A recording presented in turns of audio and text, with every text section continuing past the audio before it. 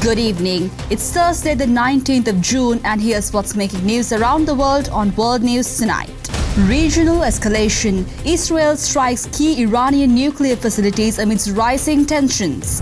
Disaster crisis. Century's worst flooding devastates Waji country, forcing tens of thousands to evacuate. Community heat. Orphaned baby llama rescued and lovingly cared by local Chilean police station.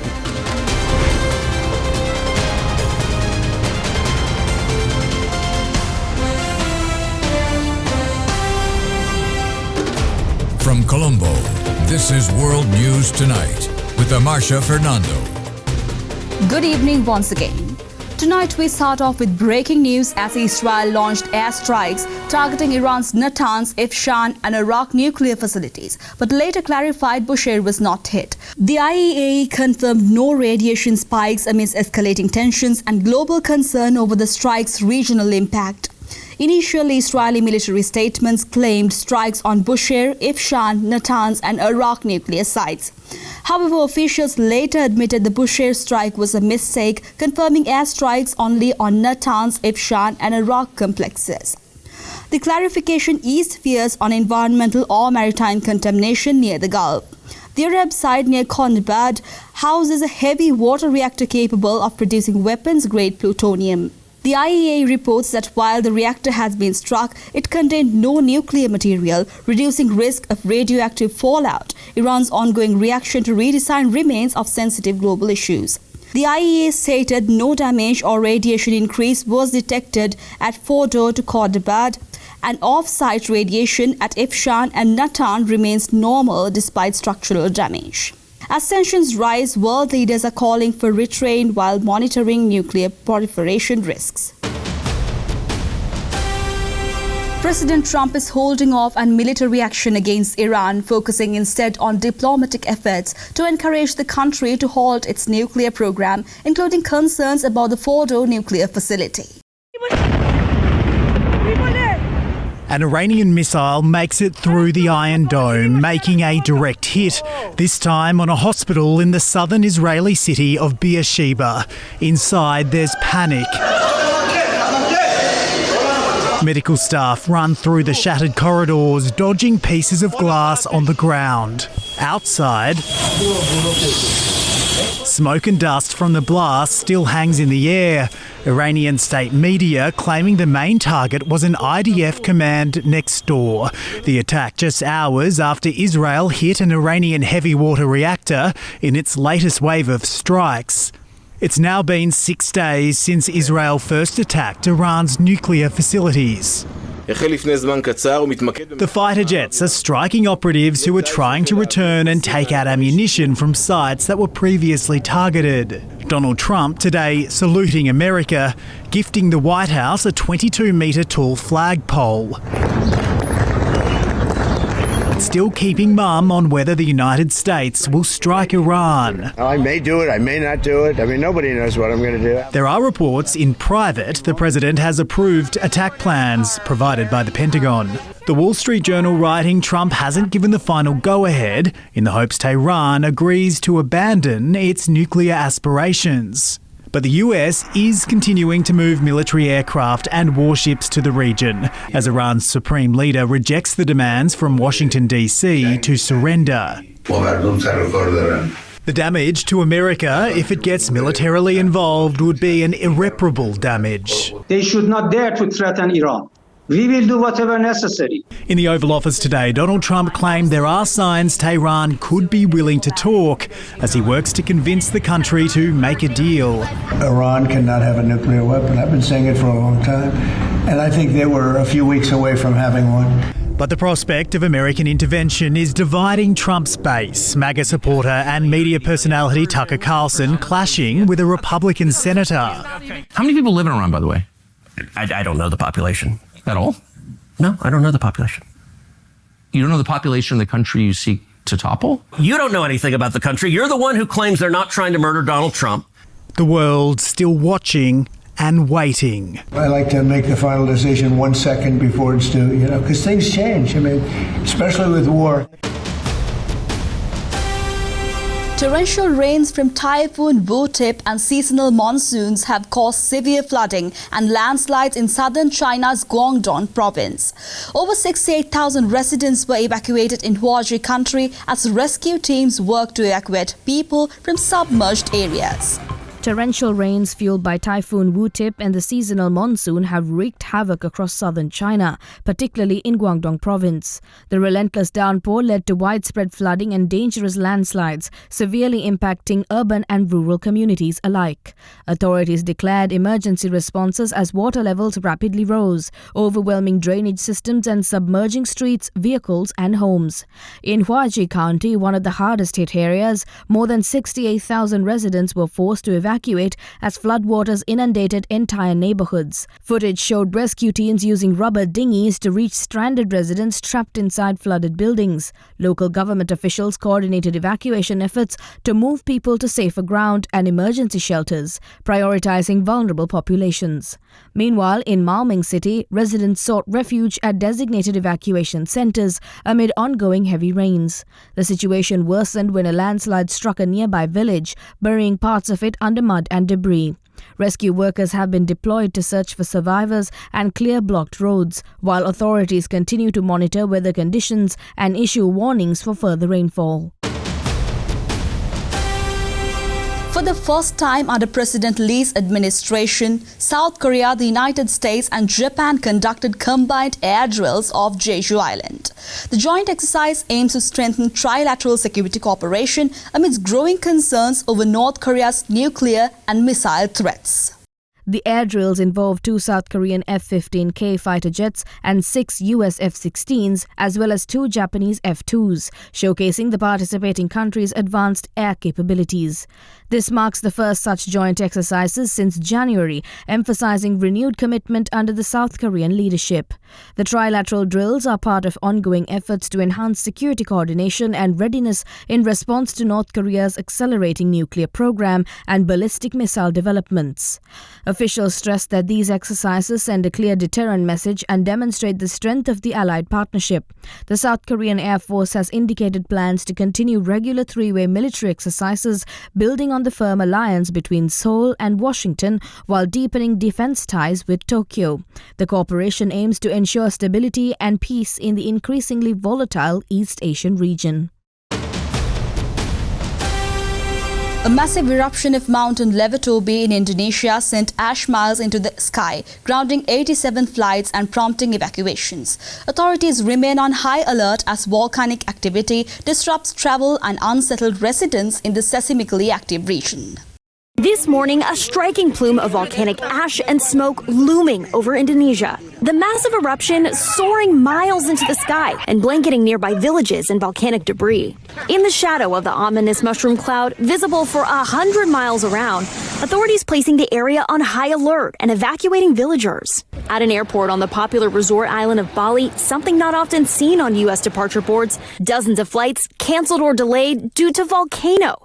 Travelers stranded in the airport for hours. Mount Lewatobi Laki-Laki is perched along the Pacific Ring of Fire, a chain of some of the most active volcanoes in the world. And Lewatobi in recent months dangerously restless, with an eruption last November killing 9 people, hurting dozens more, and forcing thousands to evacuate.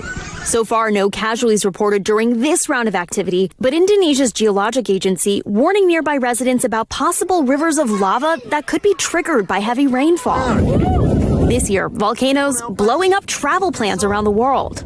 In Sicily 2 weeks ago, Mount Etna spewing ash and smoke, shutting down Catania Airport and sending nearby hikers scrambling for cover.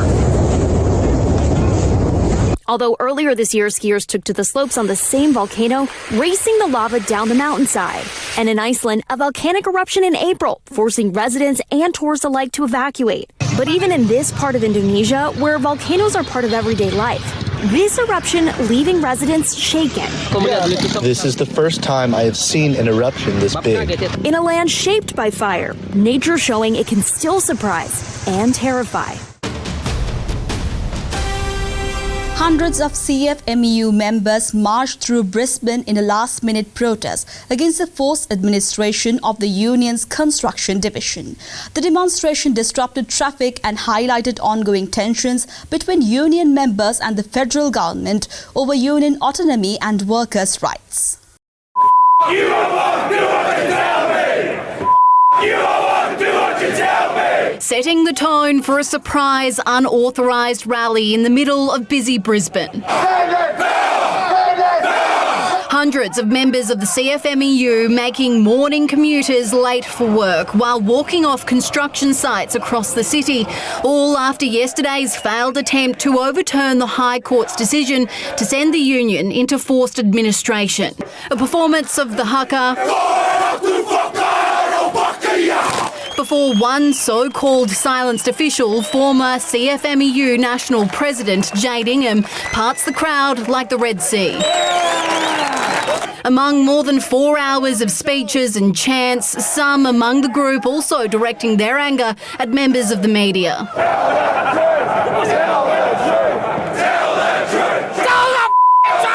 Union members are now threatening to walk off the job for a further 48 hours until administrators can meet with the Queensland branch. We want a sit-down meeting between our chosen leaders and the CFMEU, the administration and the government to find a way forward. We want to see safe and well-paid work sites, but we must see contracts honoured and productivity delivered. The Federal Administrator Mark Irving saying the High Court decision is final, directing protesters to return to work, deeming this morning's action likely to be unlawful.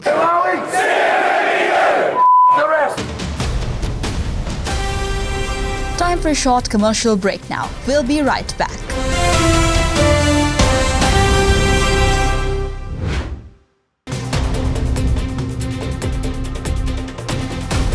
And welcome back. Friedrich Merz but questioned Germany's role as mediator with Ukraine. He also emphasized hopes for a productive meeting with the US. President Donald Trump to restore bilateral relations. Putin made his remarks during a late evening meeting at the St. Petersburg Economic Forum in Russia. Russian President Vladimir Putin said that he agrees with the Chinese friends that the disagreements between China and United States over trade tariffs imposed by US President Donald Trump could be resolved via talks. He also said the idea that Russia was planning to attack the NATO military alliance was nonsense peddled by Western politicians to fool taxpayers into spending more on defense.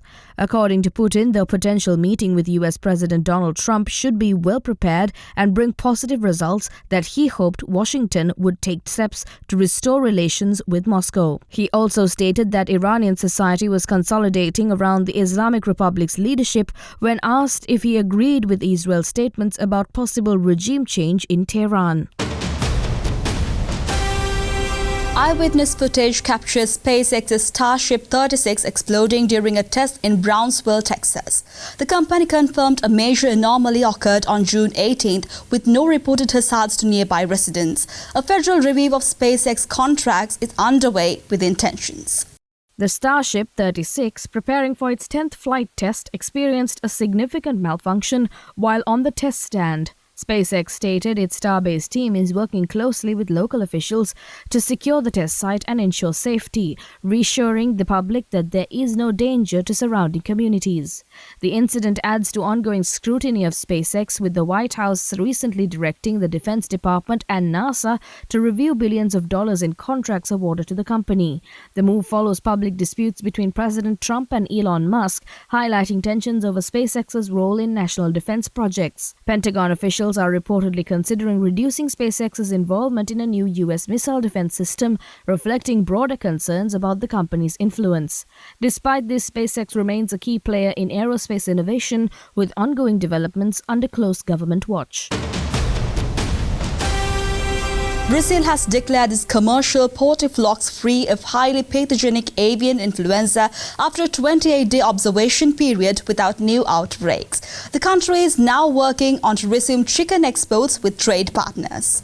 Brazil on Wednesday declared its commercial flocks free of the bird flu virus after observing a 28-day period without any new commercial farm outbreaks, the country's Ministry of Agriculture said.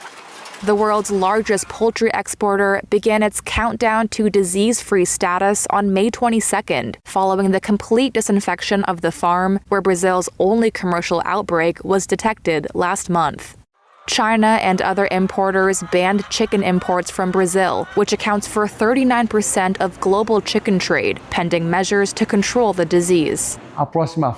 Agriculture Minister Carlos Favero says Brazil is trying to resume exports with its trading partners. The World Organization for Animal Health must now confirm Brazil's status, according to guidelines. Brazil's first outbreak hit a chicken breeder farm in the town of Montenegro, where 17,000 birds were culled. New Zealand has suspended $11 million in funding to the Cook Islands over growing ties with China, citing breach in trust. The move comes amidst ongoing diplomatic talks and Prime Minister Luxon's visit to China to address Pacific influence concerns. New Zealand has suspended millions in budget funding to the Cook Islands over that nation's growing ties with China. Tensions between the two escalated in February after Cook Islands Prime Minister Mark Brown signed a strategic partnership with Beijing covering areas from deep-sea mining to education but excluding security. A spokesperson for New Zealand's Foreign Minister Winston Peters said in a statement on Thursday that the country decided in early June to halt an $11 million support payment to the islands in what it called core sector support, as this, quote, relies on a high-trust bilateral relationship. They also say further funding will remain on hold until the Cook Islands take, quote, concrete steps to repair the relationship and restore trust. The Cook Islands Foreign Ministry said it remains committed to restoring that trust and values Wellington's support. The Pacific nation is a self-governing country in free association with New Zealand. New Zealand commits to defend it if asked. The two countries consult on defense and foreign policy, and Cook Islanders are New Zealand citizens. New Zealand said it was not properly consulted ahead of the China agreement, breaching their bilateral arrangement. The Cook Islands says the two sides have since set up formal dialogue and have met twice to discuss the China agreements.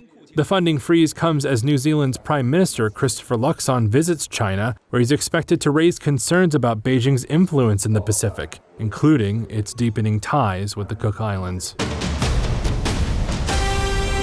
Let's go in for a short commercial break. More world news coming right after this.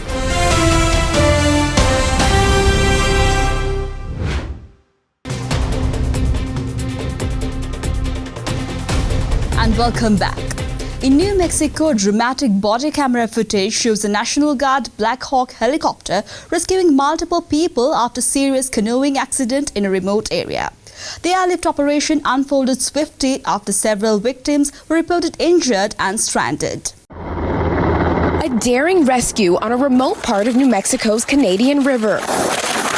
A National Guard Black Hawk seen here airlifting a man to safety after officials say canoes with 3 people on board capsized in the rapids. Benjamin Trant says he and his brother and cousin, all experienced outdoorsmen, were enjoying a beautiful day on the river when things took a devastating turn. He needs help first. Okay. Trant says his brother broke 6 ribs and punctured a lung in the accident. I believe so. He got pinned in that boat across his chest. Trant heard here explaining to first responders what happened and how he dragged his brother to safety. The accident happened in May at the bottom of a 250-foot river canyon, miles from the nearest hospital. The men used their phone's SOS function to call for help, and then they waited. That officer was New Mexico Department of Game and Fish Sergeant Marcelino Peralta, who scrambled down the canyon on foot to reach them. You guys picked a crazy place, but we'll get it situated. Soon, the National Guard arrived overhead, hoisting the most injured man up out of the canyon. Officials say another had a broken leg. It's definitely not like a hard fracture, but I can't put weight on it. And crawled out on his hands and knees. Miraculously, Trant walked away unharmed and with a message of gratitude for the sergeant who saved them. Miguelito, an orphan baby llama, was found in Chile's Chupaca region after losing his mother. The Carbonaras Chile police adopted him, providing care and companionship. Now, 3-month-old Miguelito accompanies officers during shifts and has become beloved presence in the Derana station.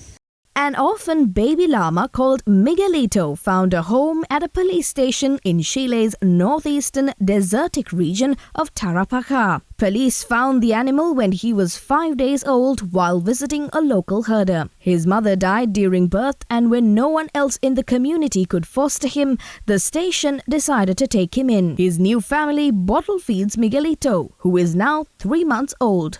The llama goes on rounds and is present during shifts at the office, ever the hard worker. After a video of Miguelito in the station became popular on social media, Chilean police uploaded his story to their YouTube channel. And with that, we come to the end of today's edition of World News Tonight. With the hopes of seeing you again, I'm Marsha Fernando, and we leave you tonight with the visuals of colourful kites soaring above the Danish Island Festival. Also, don't forget to send us your feedback through email at feedback.ad24english@derana.lk or via WhatsApp at 076 805 7933. Anuradha Vikramasinghe will be joining you next with the Nightly Business Report. Thank you for watching and have a great night.